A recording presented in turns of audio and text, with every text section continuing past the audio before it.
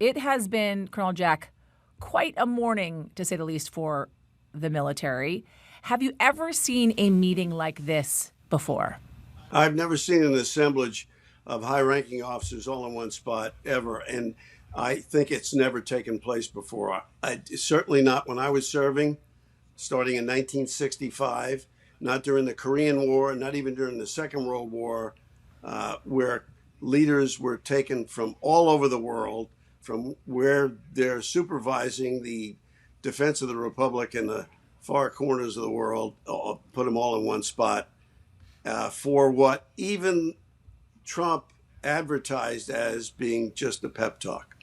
It's interesting because it started with Secretary of Defense Pete Hegseth and a speech that he made, which I would go so far as to say was more over the top than the president's speech. I want to get into the messaging here, Colonel Jack, of it all, because over the last 2 decades, we could argue that the military has transformed in allowing, for instance, women to take on combat roles. This is the Secretary of Defense on the Sean Ryan show before he was officially in that role. Like women in combat? No. Why not? I love women service members who contribute amazingly because everything about men and women serving together makes the situation more complicated, and complication in combat means casualties are worse. What do you make of this transition away from the diversification of the military combat roles and what that would do for us on the battlefield? Well, it was extremely practiced, as you saw. Don't forget, he's more a television personality than he was a national security expert. So he knows exactly what it's supposed to look like. And he read his speech, and he was very, very good at it. There are a couple of interesting things about it. The first is that the physical standards that he talked about repeatedly are the kinds of standards that we used to have years ago. But things have changed in the military, and it's going to be extremely difficult to have everybody achieve the same physical standards he's talking about.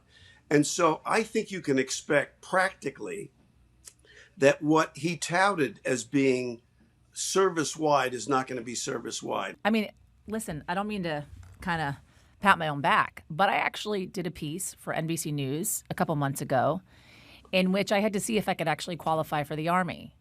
And I didn't just qualify, Colonel Jack. I qualified for combat.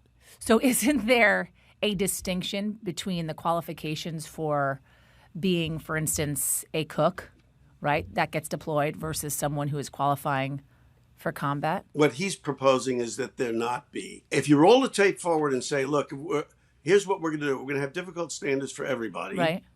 And you're going to have to pass them. The real argument inside the military establishment will be, where are you going to draw the line? I want to get into the messaging here, Colonel Jack, of it all. Yeah. Because over the last 2 decades, we could argue that the military has transformed in allowing, for instance, women to take on combat roles.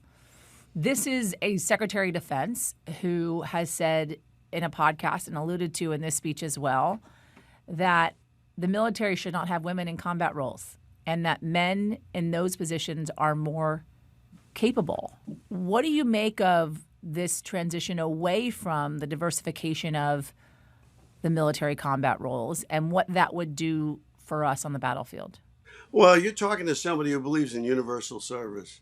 I think everybody who's lucky enough to live in a free country owes it something in the form of service without respect to who you are, where you come from, or any. And in the Second World War, that's exactly what we had.